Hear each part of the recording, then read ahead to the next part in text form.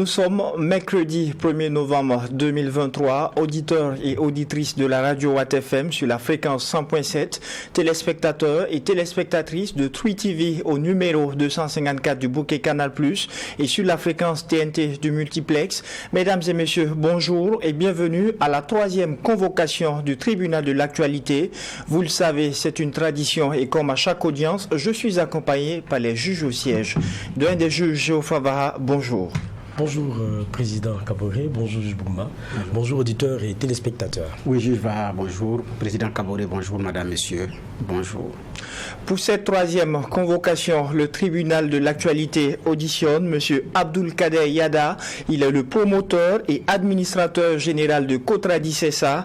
Avec lui, il sera question de l'évolution de cette affaire qui oppose la société burkinabé Kotradis à l'entreprise marocaine Feni-Brosset depuis 2016. Bonjour et bienvenue à la barre du tribunal de l'actualité, M. Yada. Bonjour, Président Kaboré. Et sur ce, je déclare ouverte cette troisième session du tribunal de l'actualité avec l'étape des avant-propos.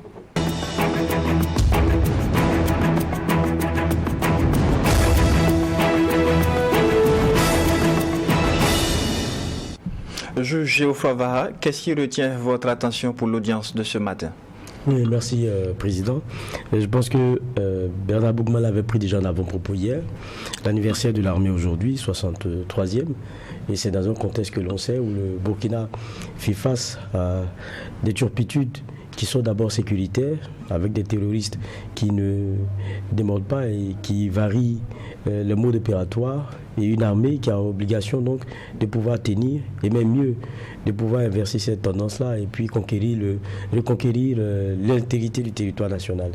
C'est un peu ce contexte-là et c'est penser à cette armée qui fait tout ce qu'il faut en tout cas, et pour lesquels les moyens petit à petit sont donnés. On a entendu récemment encore de l'acquisition en armes, ce qui est très intéressant en ces périodes assez difficiles, parce que sans armes, on sait que c'est vraiment difficile.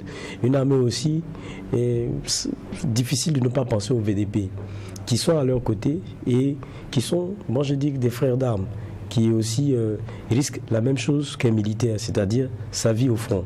Ce qu'on a de plus cher en tant qu'homme, nous, c'est ça, c'est notre souffle de vie. Lorsque vous le mettez dans une balance, c'est pour une cause qui est plus que forte pour vous. Et c'est ce que font ces soldats-là, et c'est pour ça que j'essaie de penser à leur endroit, et puis une pensée aussi à l'endroit des VDP, on dira donc joyeux anniversaire. Alors, juge Bernard Bougma, qu'est-ce qui retient votre attention?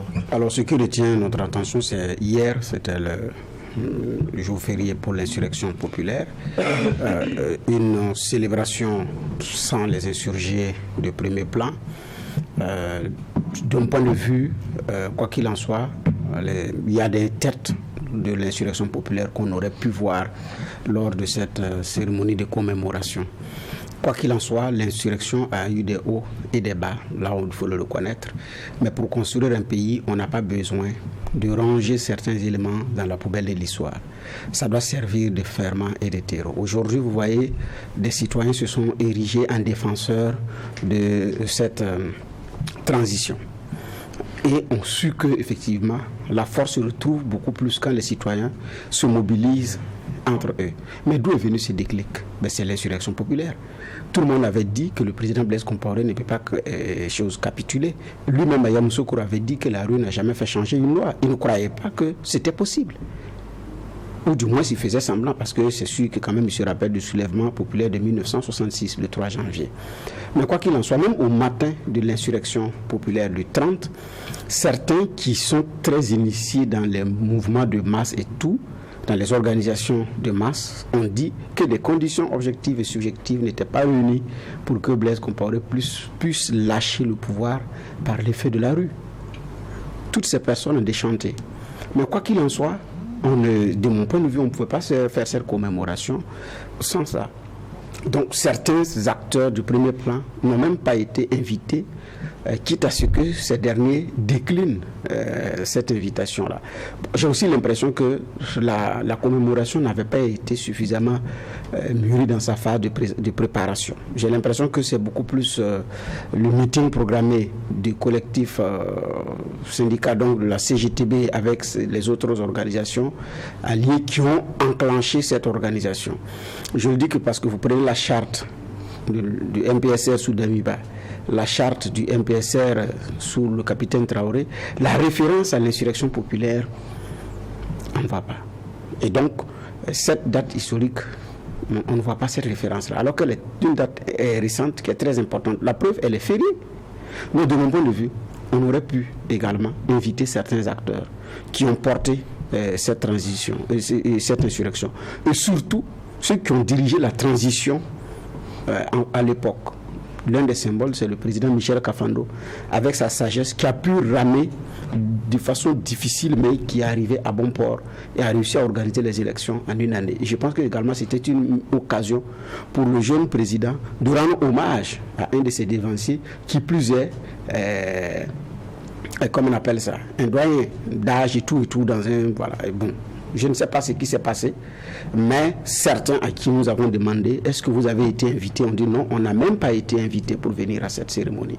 De mon point de vue, c'est quand même un flop à ce niveau. Sur le reste, il n'y a pas de problème, c'est une cérémonie officielle, mais nous sommes en transition qui doit s'inspirer également des erreurs de l'autre transition, mais on ne peut pas faire fi de ce passé burkinabé. C'est très important pour la jeune génération, c'est très important également pour nous d'avancer.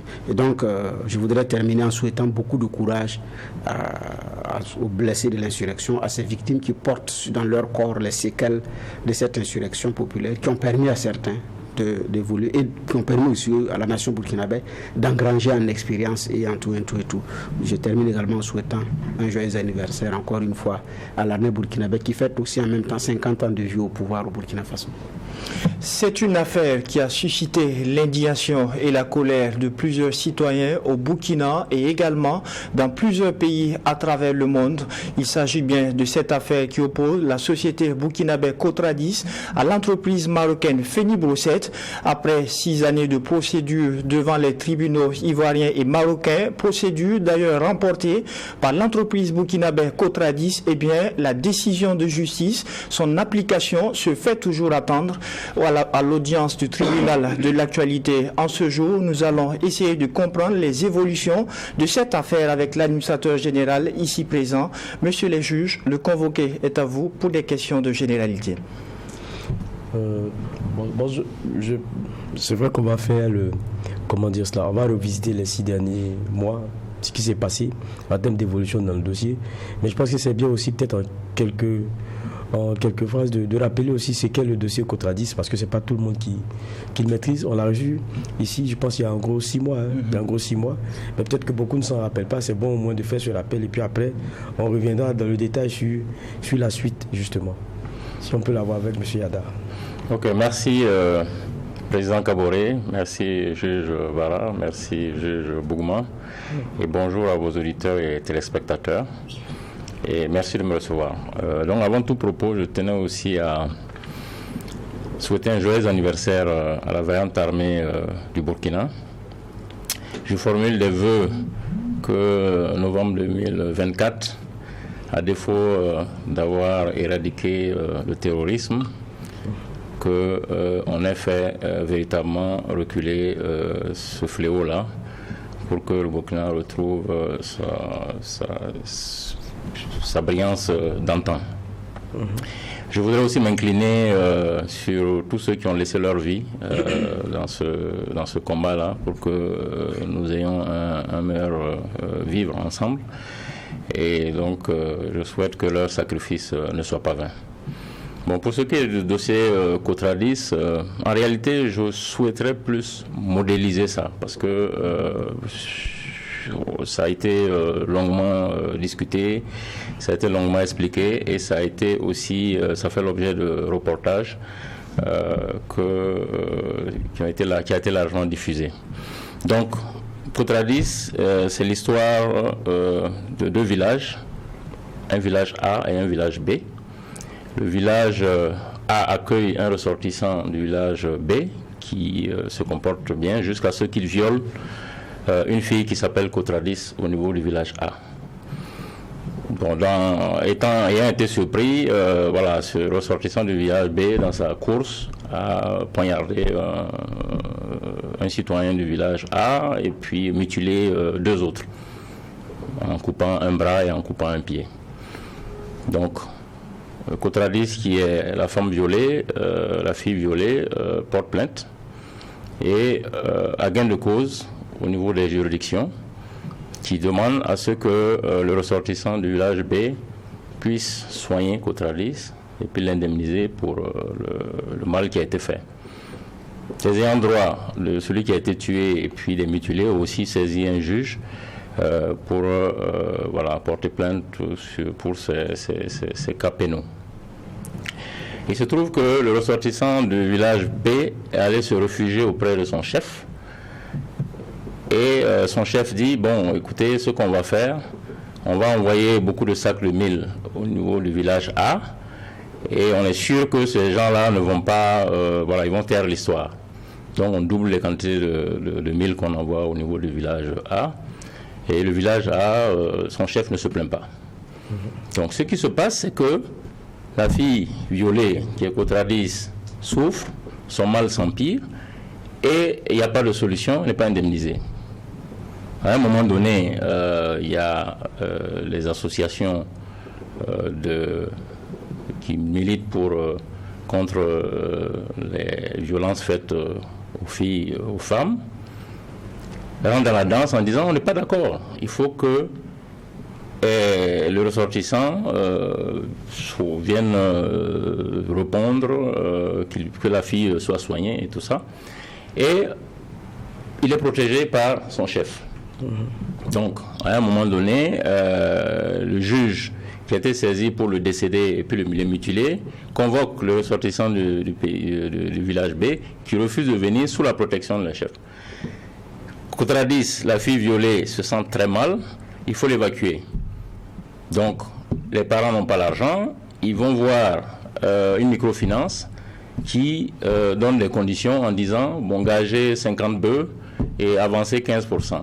Les conditions sont réunies et la microfinance prend les bœufs, prend les 15% et ne donne pas l'argent pour qu'on puisse sauver Kotradis. On se rend compte que la microfinance appartient aussi au chef du village B. Ça, c'est un drame. Donc, caricaturé comme ça, on verra bien entre le chef du village A et le chef du village B qui joue bien son rôle, qui aime sa population et qui vraiment assume son leadership de chef. Donc, c'est résumer la situation Kotradis. Alors, oui, juge Bougma. Oui, effectivement, vous étiez passé là il y a encore, en tout cas, 6 mois, pour lancer ce cri de cœur-là qui vous tenait effectivement à cœur. On a vu, après plusieurs sorties médiatiques et tout, mais après, il y a des actions qui ont été engrangées. 6 mois après, nous voudrons savoir si les lignes ont quand même pu bouger dans votre plaidoyer, qui a brassé large. Merci. Ce que je peux dire sur le plan de l'accompagnement de l'État, je veux dire que la moisson était très, très, très faible. À ce sens que j'ai adressé 4 courriers au chef de l'État, le président de la transition, dont 2 demandes d'audience formelle. La seule réponse que j'ai eue, c'est signée de son directeur de cabinet qui dit que le chef de l'État ne se mêle pas à des affaires de justice parce qu'il y a une séparation de pouvoir. J'ai adressé une demande d'audience au président de l'ALT, qui est l'Assemblée de transition. Là aussi, pas de réponse. J'ai contacté le Premier ministre qui, à travers mes relances, m'a mis en contact avec son directeur de cabinet. Le directeur de cabinet a été saisi. À un moment donné, il ne répondait plus. Et je suis reparti vers le Premier ministre en disant que bon, le directeur de cabinet ne répond pas, que je souhaiterais le rencontrer. Là aussi, pas de succès. J'ai saisi le ministère des Transports qui a souhaité en fait rencontrer le syndicat des transporteurs à travers sa SG. Moi j'étais absent à l'époque. Quand je suis rentré, je l'ai contactée. Elle m'a dit qu'elle était en mission, qu'à son retour, elle allait me recevoir. Là aussi, j'attends toujours. Donc c'est pour dire que globalement, au niveau des institutions et puis du gouvernement, j'ai pas eu une très bonne écoute. Mais par contre, ce que je peux dire, c'est que j'ai, sur le conseil de beaucoup de personnes, contacté le ministre d'État Bassorma Bazia, à qui je tire un chapeau parce qu'il a quand même mis son WhatsApp son numéro WhatsApp à la disposition de ses administrés. Et il est très accessible. Donc je lui ai envoyé fortuitement un message expliquant la problématique. Un samedi au petit matin, et à 8h30 ce même samedi, on avait échangé au moins 3-4 messages, et il a recommandé des pistes qu'on est en train de suivre. Donc, pour tout ce que j'entends de lui, certains disent que c'est le Salif Diallo des temps modernes. Il ne dort pas avec un dossier d'État, donc j'ai espoir que cette piste puisse prospérer. Bon, côté associatif, côté syndicat, je peux dire qu'il y a eu beaucoup d'animation, et ça, je crois qu'on aura l'occasion d'en reparler. Voilà. Donc, c'est ce que je peux dire. Et du côté des affaires étrangères, j'avais dit que Madame la ministre m'avait reçu depuis février 2023. Après ça, j'ai eu une rencontre 1 ou 2 fois avec ses collaborateurs. Il y a eu une tentative de négociation. Là aussi, je pense qu'on va en parler, mais ça a débouché sur un quasi-échec. Donc, pas véritablement d'avancée. Oui, d'accord, mais il y a aussi vos partenaires, la partie marocaine. Qu'est-ce qu'ils disent aujourd'hui? Non, c'est ce que j'ai dit. En réalité, à travers les affaires étrangères, ils ont fait une proposition qui, à mon sens, est une proposition qui n'est pas du tout respectueuse. En ce sens que la partie marocaine, alors qu'on attend une indemnisation de 2 milliards qui correspond à la condamnation, ils ont proposé 130 millions en cash. Ils demandent qu'on valorise les camions qui sont immobilisés depuis 7 ans, qui ont fait mort d'homme, sans qu'ils soient réparés. Ils souhaitent qu'on les remette encore en circulation, ce que nous on a trouvé irresponsable. Et aussi, ils promettent de nous donner 500 millions de pièces détachées de leur stock, leur stock mort, que nous allons vendre et puis se faire un peu d'argent pour... C'est vraiment une proposition de mépris. Donc, naturellement, nous avons décliné cette offre. On a simplement dit qu'on souhaiterait que la décision de justice soit appliquée. Nous sommes prêts à quelques aménagements. S'ils réparent les camions avec la garantie Iveco, on peut les valoriser à dire d'experts et puis déduire ça du montant qu'ils doivent. Mais je ne vois pas Cotradis qui a garé ses camions pendant 7 ans, les remettre en exploitation dans ces conditions-là et faire encore d'autres victimes. Donc, les négociations ont chopé là-dessus. Et puis dernièrement, j'ai reçu un message qui m'a été transmis par un tiers de l'ambassadeur qui dit que il y a eu une conférence de presse des associations et des syndicats le 9 octobre, qu'il en est très choqué et qu'il semblerait que c'est moi qui suis en train de manipuler des organisations qui ont plus de 30 ans d'existence, qui sont aussi crédibles que la Ligue des consommateurs, qui sont aussi crédibles que le MBDHP, qui sont aussi crédibles que l'ONG de Kémy Séba, qui sont aussi crédibles que la fêtière des chauffeurs, l'ICRB. C'est Yada qui est en train d'instrumentaliser ces gens pour aller faire du bruit à leur ambassade et puis menacer de boycotter le produit marocain, ce qui n'est pas le cas. Et donc, lui, tant que ces mouvements ne s'arrêtent pas, il n'est pas disposé à discuter sur le sujet. Bon, donc, on en est là. Oui, juge va. Bon, quand on voit un peu là où vous en êtes, ça veut dire qu'on a dépassé les questions de justice. C'est-à-dire que la justice a déjà parlé, elle a dit son mot, elle a donné sa condamnation. C'est une pression entre pays. Est-ce que parce que la question de Bénin, elle est intéressante.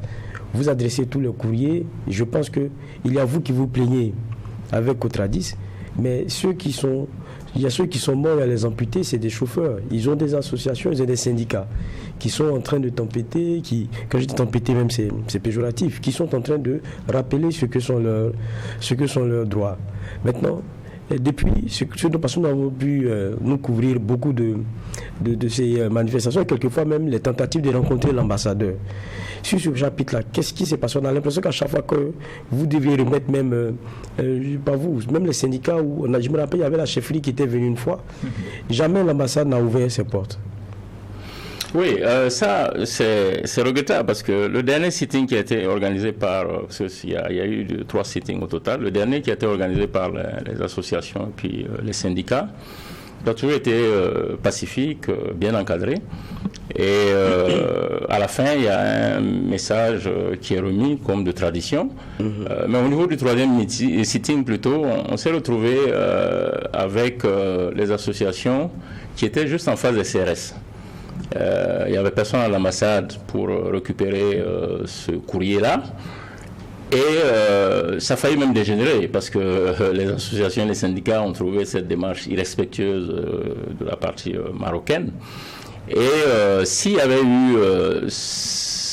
pas eu cette sagesse-là, voilà, de ne pas aller au-delà de certaines situations, il y aurait eu un affrontement des CRS et puis les manifestants. Il y aurait peut-être eu des blessés pendant que ni les organisations et puis les syndicats n'ont fauté, ni les CRS.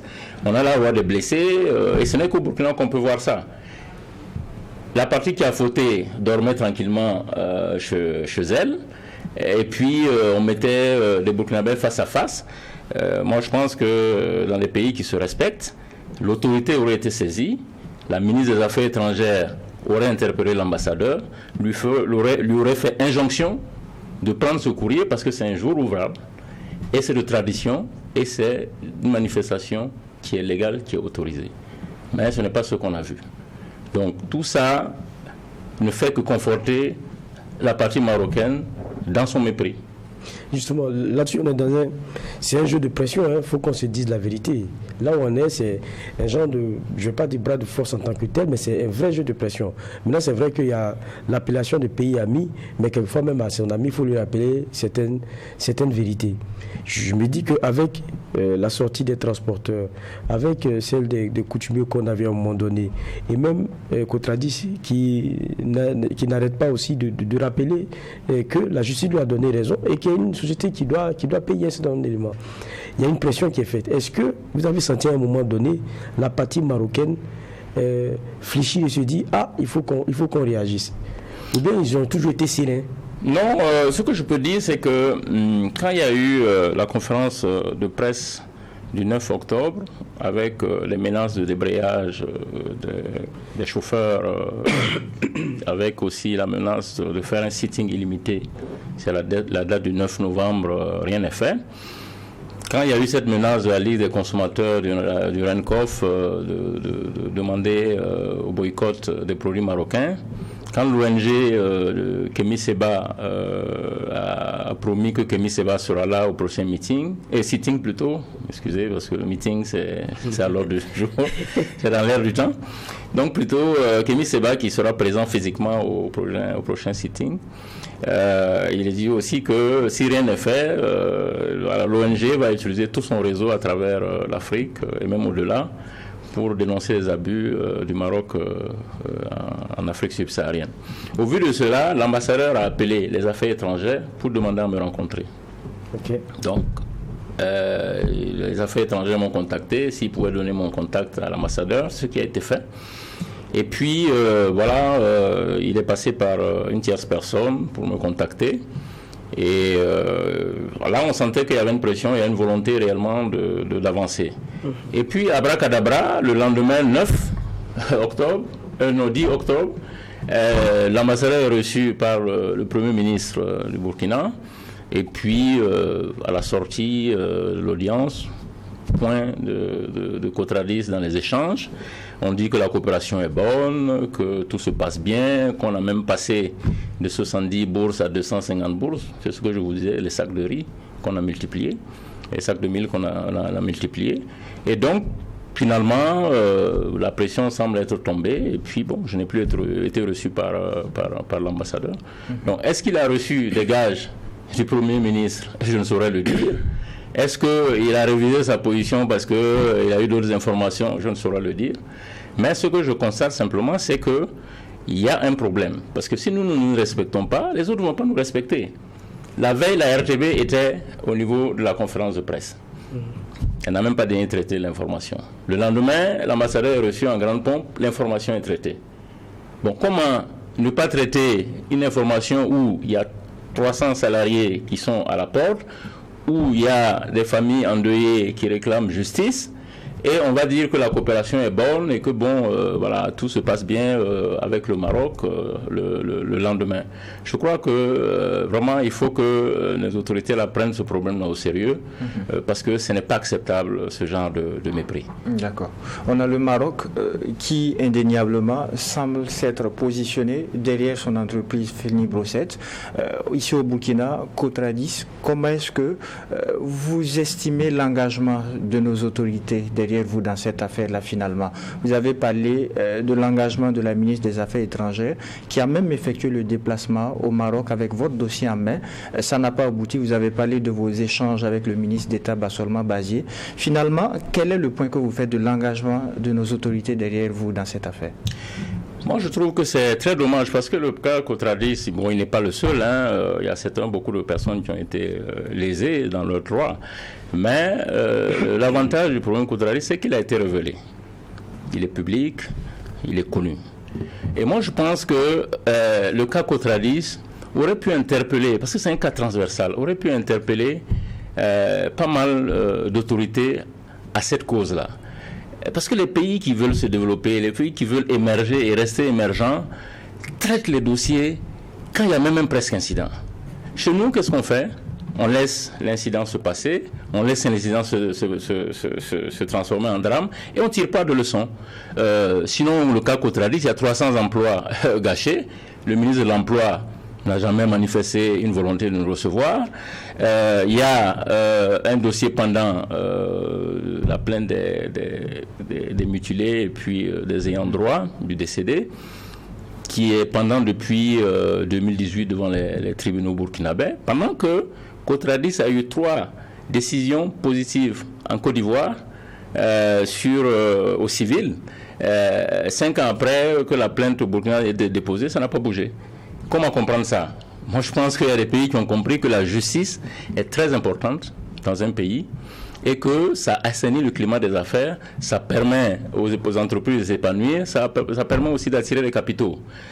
Dans le cas Cotradis, on dit qu'il y a une banque qui a pris l'argent du garant de Cotradis et qui n'a pas accompagné. Ça doit interpeller le ministre des Finances. On dit que Cotradis, c'était 900 millions de droits et taxes dans les caisses de l'État par an. Ça, ce n'est plus là. Ça, c'est le ministre des Finances qui doit regarder qu'est-ce qui s'est passé. Pourquoi on n'a pas plus ces 900 millions et comment faire pour restaurer ces 900 millions? Au niveau de l'action sociale aussi, le ministre de l'action sociale doit s'interpeller. On dit qu'il y a des décédés, il y a des veuves, il y a des mutilés et personne ne s'en occupe. C'est pas normal. Donc il faut qu'on tire leçon de ce genre de situation pour que ça n'arrive plus. Parce que si on laisse cette situation-là, ça se passe en drame, on ne le prend pas en charge. Regardez le cas du séisme au Maroc, que nous regrettons tous. Mais ça, c'est une volonté divine. Mais la prise en charge de toutes les victimes a été faite par le roi du Maroc. Ils ont tous 150 000 francs par mois, juste pour une année. Les maisons, il a été voté un budget de 15 millions pour réparer toutes les maisons et tout ça. Et au Burkina, on a des drames, des victimes causées par des Marocains. Ça, c'est la volonté humaine et ça n'est pas réparé. Mais attendez, le Burkina, c'est pas un zoo. Même dans un zoo, on respecte les animaux. Et c'est pas acceptable. On a reproché à nos ancêtres d'avoir vendu nos parents avec des miroirs, avec des peignes et tout, mais nous sommes dans la même situation, avec d'autres données. Donc, il faut que les lignes bougent. Oui, juge Bougmali. Donc, ça veut dire depuis cette affaire, vous n'avez pas encore été reçu par l'ambassadeur du Maroc au Burkina? Non. Pas du tout? Non. Ok. L'autre question, c'est une affaire de justice. Au Burkina, vous dites qu'il y a aussi une plainte devant les tribunaux burkinabés. Elle n'a pas bougé aussi, cette plainte-là. Oui, c'est ce qui est dramatique, parce que quand on regarde ce qui se passe au niveau de la justice, on traite des dossiers mineurs avec une célérité, mais pas possible. Regardez le cas de la guérisseuse de Komsilga. Mais on a arrêté la République pour un dossier où il n'y a même pas eu mort d'homme, où il n'y a eu qu'une bastonnade qui a mal tourné, qui a tourné sur les réseaux sociaux, on s'est autosaisi et puis on a avancé rapidement. Mais nous avons des cas où on a un chauffeur qui est décédé, toutes les analyses techniques ont prouvé, il y en a au moins 3 qui ont prouvé que ces accidents-là sont issus de la transformation faite par la société marocaine, et ça ne bouge pas. On a des mutilés. Le chauffeur qui se lève le matin, qui est un très bon chauffeur, qui voit son bras qui n'est plus là. Vous comprenez cette douleur-là? Le président, il a dit, le président de la transition, il a si bien dit, il dit il y a 4000 personnes qui sont en prison, qui ne sont pas jugées. Quand vous prenez dans la vie de quelqu'un, 3, 4, 5 ans de manière abusive, mais c'est criminel. Ce n'est pas acceptable. Donc pour moi... La plainte fait combien de temps déjà? Ça fait 5 ans. Devant les tribunaux burkinabés? Oui, 5 ans. Et elle à quel stade? Non, ils ont convoqué les présumés coupables qui ne sont pas venus. Je vous ai caricaturé ça à travers les villages B. Les présumés coupables, les responsables de Feni Brousset, oui, en Côte d'Ivoire. C'est ça, en Côte d'Ivoire et au Maroc. Oui. Ils ne sont jamais venus. Ils n'ont jamais répondu à la convocation. Non, ils n'ont pas répondu. Même pas leur avocat? Non, en réalité, une convocation pénale, c'est un tutu personnel. C'est-à-dire, normalement, c'est vous qui venez vous présenter. L'avocat peut vous assister, mais ne peut pas vous représenter en matière pénale. Et ils ne sont pas venus. D'accord, mais vous en voulez à l'État burkinabé, vous entendre parler, vous avez gros sur le cœur, mais c'est une affaire privée, c'est une affaire personnelle. Donc c'est des questions de justice. Est-ce que l'État a réellement une pression quelconque à mettre sur sa justice dans ce cas-là, dans ce dossier-là? Non, ce que je veux dire, c'est pas que j'en veux à l'État. Nous devons tous tirer leçon de cette situation. Moi, je suis en train de demander de l'audience à l'ALT, l'audience aux différents ministres. On me traite comme si je suis venu de Kikidini avec mon baluchon et que je demande une audience à tout vent, à tous les ministres pour leur faire perdre du temps. J'ai ironisé avec un ami pour dire que, mais attendez, moi aussi j'ai un parcours. Hein? J'ai été directeur commercial de Burkina Équipement.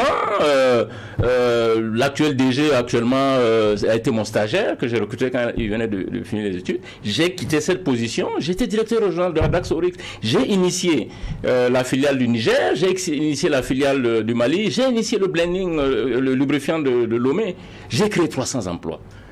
Et à titre personnel, ça j'étais salarié. À titre personnel, j'ai initié une société qui en 4 ans a créé 300 emplois. Et on ne me reçoit pas. Et j'ai dit à mon ami, j'ai dit, mais écoute, si on dit de faire un concours pour être ministre, avec comme condition avoir un bac plus 5, avoir fait l'international et avoir créé au minimum 50 emplois, je serais passé aux les mains. Et ce n'est pas sûr pour la majorité des ministres qu'il y a aujourd'hui.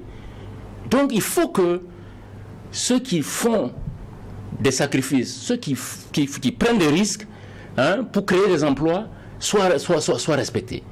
Moi, je ne vois pas en quoi un ministre peut recevoir, ou bien le gouvernement peut recevoir des associations, recevoir des artistes, recevoir des sportifs, recevoir des ambassadeurs de pays qui n'ont jamais mis une brique au Burkina, qui n'ont jamais mis un ordinateur au Burkina, et un fils du pays qui a un potentiel de 300 emplois et qui veut aller à 1000 emplois, il n'est pas reçu.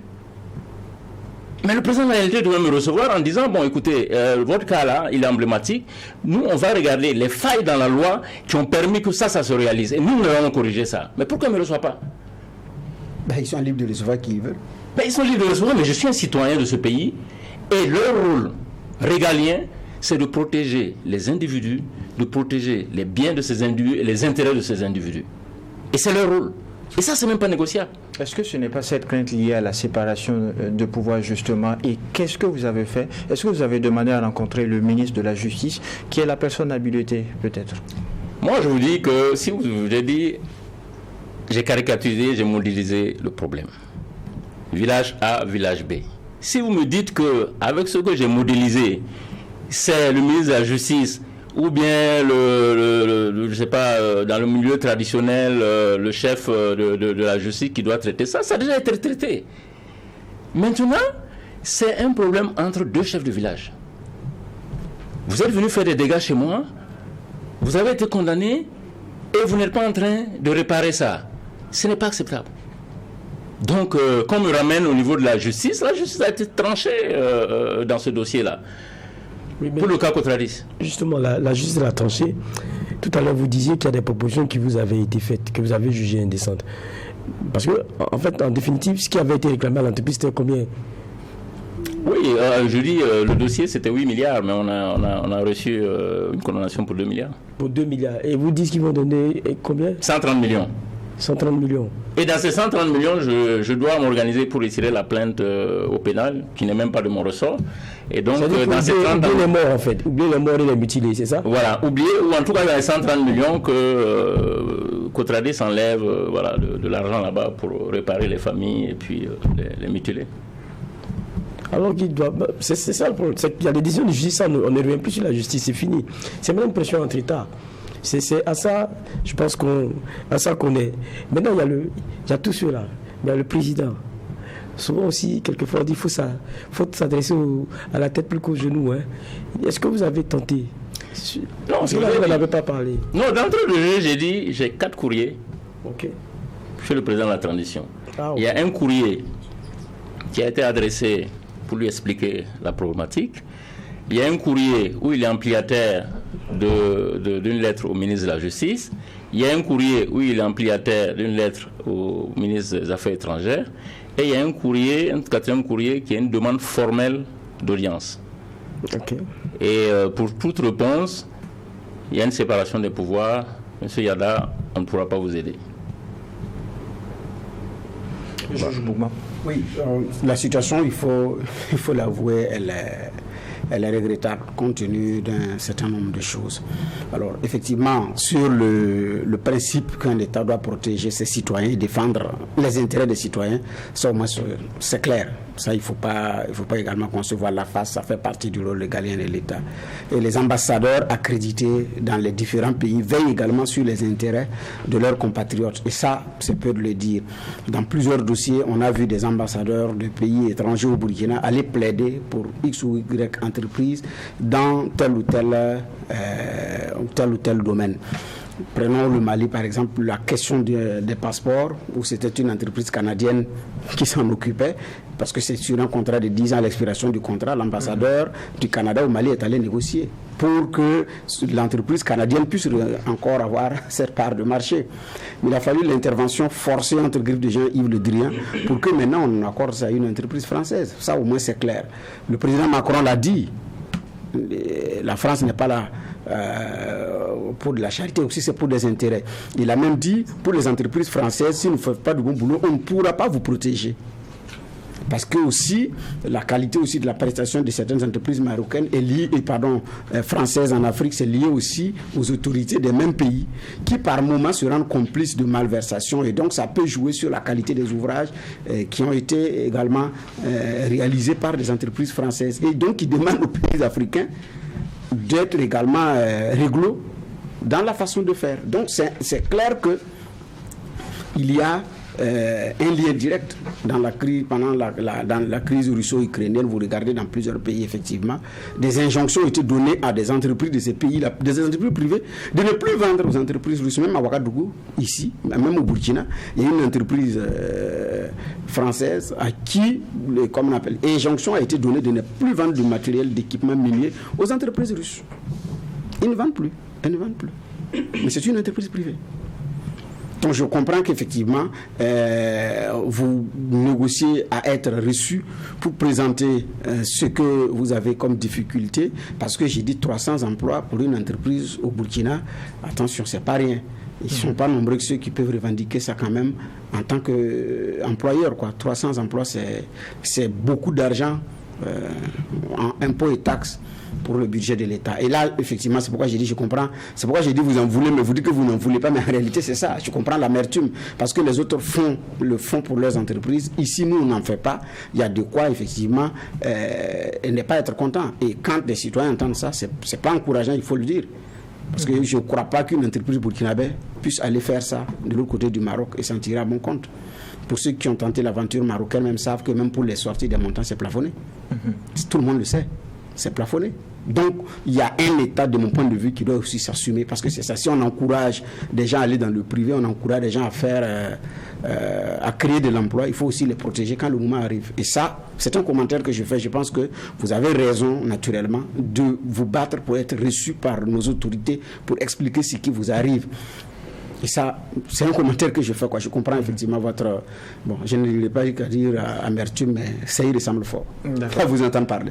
Justement, le tribunal de commerce de Casablanca avait estimé, en second recours, qu'accéder à l'application de la décision de justice pourrait être consécutif à des troubles à l'ordre public. Qu'est-ce qu'on craint exactement au Maroc? Non, je vais modéliser la chose. C'est qu'on a le chef de village B qui protège son ressortissant, qui est l'entreprise marocaine. Il n'y a pas d'explication. Et comme je vous l'ai dit, cette entreprise, elle appartient au roi et à l'État marocain, et on ne voit pas au Maroc un juge qui va aller trancher, c'est-à-dire contre les intérêts du roi, qui lui-même est supra-institution. Donc, je crois que la réponse est là. C'est vraiment une raison bateau qu'on a mis. Trouble à l'ordre public, on peut mettre tout dedans. Donc, pas d'explication plus que ça. Oui, c'est vrai, dans la suite de ce que Bernard dit, c'est que c'est frustrant. C'est-à-dire que quelqu'un vient, il trafique des véhicules, vous commandez, il trafique des véhicules, vous donne, ça tue votre employé, et puis il déclare faillite, il s'en va se recroqueviller chez lui. Et son chef vient, il continue d'avoir des relations d'amitié avec votre chef. Quand vous asseyez, vous regardez, c'est frustrant. Maintenant, en même temps, parce que l'affaire, ça fait maintenant des années, la décision elle est tombée et tout. Vous parliez de la partie justice au Burkina qui n'avance même pas au pénal. Mais est-ce que vous n'avez pas eu d'espoir à un moment donné lorsque vous avez entendu le positionnement des nouvelles autorités par rapport à la question de l'impérialisme? Parce que ça aussi, pas qu'on dise c'est un genre d'impérialisme. Vous avez dit peut-être, il y a un vent nouveau, peut-être aujourd'hui Cotradis et ses employés vont avoir des oreilles attentives. Bon, ce que je peux dire, moi je n'ai pas attendu qu'il y ait de vent nouveau pour me battre pour la cause de Cotradis qui a été flouée. Mais ce que je peux dire, effectivement, c'est que on a vu un très beau discours du ministre d'État Bassolman Bazio aux Nations Unies. Le Burkina est aujourd'hui à l'avant-garde du combat contre l'impérialisme international, ce qui est très bien. Mais moi, j'aurais aimé qu'à partir de ce discours-là, qu'au retour, il s'arrête à Casa, porteur d'un message du chef de l'État au roi, pour dire que bon, il y a une situation qui se passe au Burkina, il faut qu'il regarde. Là, si on gagnait cette bataille-là, je crois qu'on serait déjà en jambes pour gagner les batailles plus lointaines qui sont l'impérialisme international. Donc, c'est pas compréhensible qu'au Burkina aujourd'hui, on a des slogans engagés et qu'un cas comme ça, qui est révélé, soit pas traité, en tout cas, soit pas pris en charge par les autorités de manière ferme. Juge Bougma. Oui, c'est...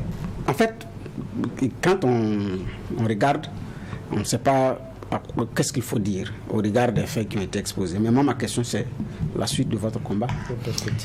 Non, ce que je peux dire, c'est que au niveau des associations qui soutiennent les victimes, il y a des fêtières comme l'UCRB. Vous savez, l'UCRB, c'est une des plus puissantes fêtières au Burkina. Parce que quand ils déclarent un mot d'ordre, vous avez tous les chauffeurs qui s'arrêtent, qui sortent leur TR et puis leur fourneau, et puis le camion arrêté jusqu'au prochain mot d'ordre.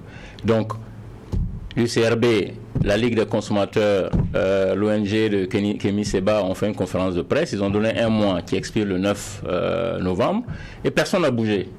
Ni la partie marocaine, ni la partie burkinabe. Je ne sais pas si on attend que ces fêtières-là arrêtent le Burkina et qu'on se retrouve avec 5000 chauffeurs devant l'ambassade avec tous les risques que ça comporte avant de réagir. Mais pour moi, c'est quand même dramatique qu'avec cette sortie-là, il n'y ait pas eu une approche, il n'y ait pas eu un certain nombre d'anticipation. Et pour moi, quand vous regardez, on dit que Kémy Séba va venir au Burkina pour soutenir ce mouvement. Alain Foucault l'a fait à travers le documentaire. Le Burkina, c'est quand même le pays de Thomas Sankara. Et c'est d'autres personnes qui vont venir nous montrer ici comment gérer une situation d'impérialisme rampant, une situation de mépris et tout ça. C'est à mon sens, c'est pas logique. C'est pas logique. Et c'est même pas le rôle de ces associations-là d'aller s'égosiller au niveau de l'ambassade là-bas et que les autorités ne prennent pas des mesures pour que ce problème-là soit définitivement résolu. Ça, je ne comprends pas. Les PME sont à l'avant-garde du développement, de la croissance. Tout ça, c'est des choses qu'on lit partout, qu'on entend partout. Laissez une PME de 300 personnes qui mettaient 900 millions dans les caisses de l'État. 900 millions, c'est combien de bourses? C'est 1800 bourses. Faites le calcul. Et là, on vient nous donner, on dit, bon, on est passé de 70 bourses à 250 bourses. Ah oui, la coopération est bonne. Ah, c'est vraiment, on est bon, etc. Vous aussi, c'est qui le dénomme de la farce? On laisse le potentiel qui peut financer 1800 bourses, ou bien convertir ça en CSPS ou en école, et on va prendre 250 bourses. Et même les bourses, il faut qu'on en reparle un jour. Parce que moi, il y a 30 ans, j'ai bénéficié de cette bourse d'excellence. Mais aujourd'hui, on prend les meilleurs pour les donner des bac plus 2, bac plus 3. Quels sont ceux qui vont faire les études de conception pour venir penser notre développement et soutenir notre développement? C'est les meilleurs qu'on envoie là-bas, des gens qui ont 17, 18 de moyenne, on va leur donner des bourses de licence. Pendant que c'est ces gens-là qui doivent aller faire des études de bac plus 5, bac plus 7, pour venir concevoir notre développement, pour venir prendre en charge un certain nombre de positions élitistes. Et ça aussi, il faut qu'on discute de ça. Ils reviennent avec un niveau bas alors. Mais, ou bien un niveau qui ne correspond pas au niveau avec lequel... Ce que je dis il y a 30 ans, ça se justifie. On n'avait pas beaucoup de filières. Mais quand on donne une bourse à un étudiant aujourd'hui d'aller au Maroc pour faire le marketing, un bac plus 2 pendant qu'il a eu 17 de moyenne à un bac, pour moi, c'est pas acceptable. Parce que non seulement on a ces filières ici, et on doit négocier des bourses pour des positions élitistes ou des niveaux d'études, de spécialisation qu'on ne trouve pas ici. D'accord. Avec Cotradis, c'était plus de 300 emplois qui avaient été générés.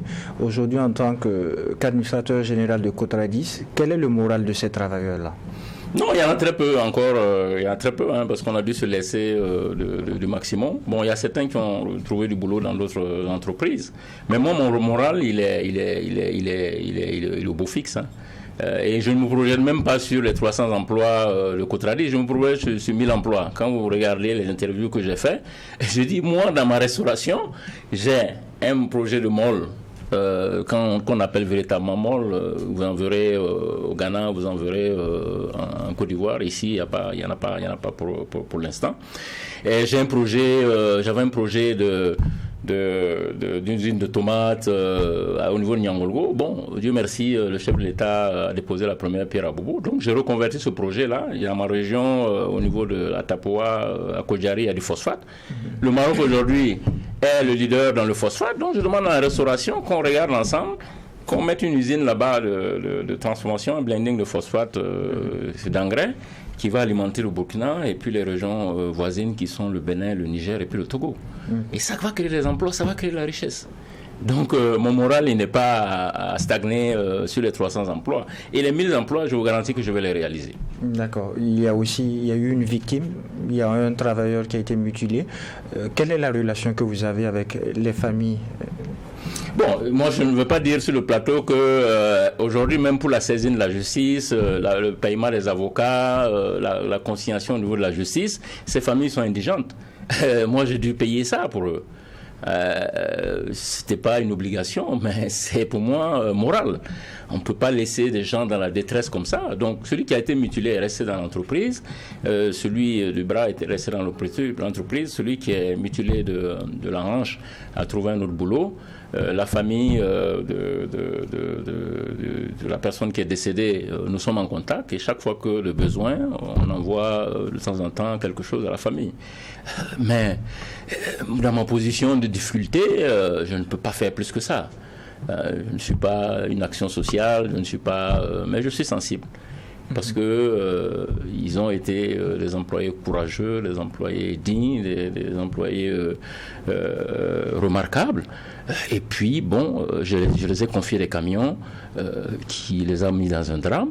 Et donc, pour moi, moralement, il faut que ce soit réparé. Et il n'y a pas d'alternative que ce soit réparé.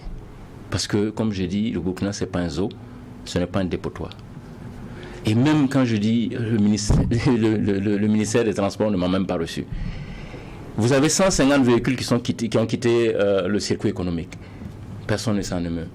On a 20 véhicules qui sont rentrés au Burkina, qui sont passés par le CCVA. Le CCVA n'a pas vu cette supercherie-là. Et on ne tire pas des leçons. On attend que, voilà, il y ait le prochain drame, et puis on dit, bon, on laisse à Dieu. Moi, je ne fonctionne pas comme ça. Et j'irai jusqu'au bout. Et je vous dis, j'ai mis 200 millions dans la procédure, malgré mes difficultés, pour arriver à ce résultat-là. Et le résultat, c'était quoi? C'était de faire les expertises techniques, les expertises financières, de financer les avocats, pour qu'on puisse gagner ces procès-là.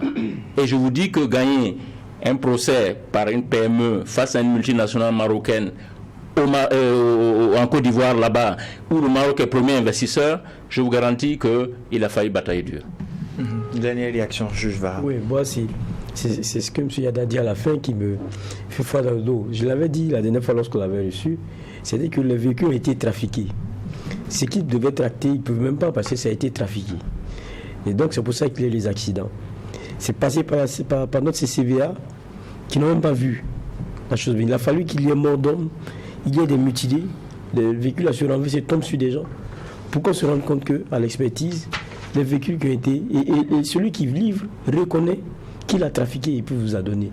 Mais j'imagine maintenant les nombreux accidents qu'on a sur nos voies. Nous-mêmes, lui, c'est une grande société. Donc, il a pris toute la mesure qu'il faut. Nos transporteurs et autres qui ont 2-3 camions pour ça seulement, qui se font livrer. Des accidents qu'on a sur nos voies. Ça veut dire que si on ne fait pas de ce genre de cas là, des cas écoles, c'est qu'on n'est pas honnête et on n'est pas sérieux avec nous-mêmes. C'est-à-dire n'importe qui peut venir trafiquer, livrer n'importe quoi à une entreprise, et puis vous allez courir, puisque on va vous rappeler qu'il y a un cas contre 10. Jusqu'à aujourd'hui, ils ont même toutes les décisions de justice, plus de 2 milliards. Même un rang, je n'ai pas payé. Va au Burkina, tu fais ton affaire avec eux, il n'y a pas de problème. C'est le message qu'on est en train de donner. Et moi, ça fait froid dans le dos. J'ai dit encore, je me pose la question.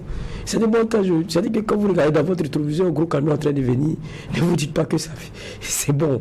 Non, il faut faire attention. Donc ça, bon, ça nous donne beaucoup de leçons. Et bon, ce qu'on peut dire, c'est du courage. Et puis espérer que les autorités, pas engageront ce plan de faire, mais diront la vérité à un pays qui dit être un ami. Parce qu'un ami, ça respecte aussi, ça respecte d'abord l'autre, ça respecte les enfants de l'autre, ça respecte certaines normes. Et je crois que c'est ici le moment de rappeler ces réalités-là. C'est un commentaire. Point final pour cette troisième audience du tribunal de l'actualité. Les autorités sont interpellées sur cette affaire qui a pris une tournure maintenant d'une affaire d'État avec la non-application de cette décision de justice qui dure maintenant plus de 6 ans. Je rappelle que nous recevions à la barre du tribunal M. Abdulkader Yada. Il est l'administrateur général de Cotradis SA. Merci d'avoir répondu à la convocation. Merci à vous, merci.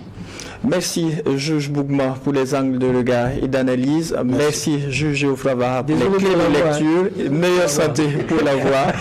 Merci à vous, mesdames et messieurs, qui nous avez suivis. Joyeux anniversaire à nos forces armées nationales.